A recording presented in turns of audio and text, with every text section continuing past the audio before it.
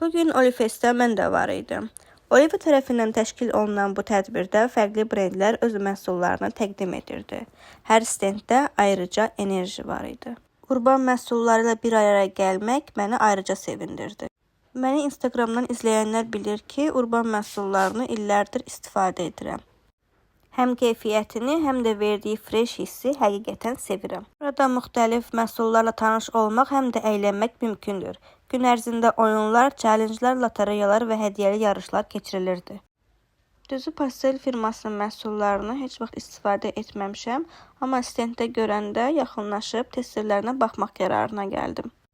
Mən də sevdiyim məhsullara baxdım, çəkilişlər etdim, əyləndim və günün sonunda lotereyadan hədiyyə qazandım.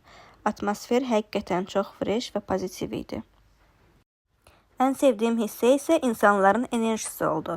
Həm əylənir, həm də yeni məhsullar kəşf edirdi. Bir dolça birci olaraq bu hissəni çəkməsəydim olmazdı. Burada ən şirin stendlərdən biri də biskolata idi. Uşaqlara və qonaqlara müxtəlif biskvitlər təqdim edirdilər.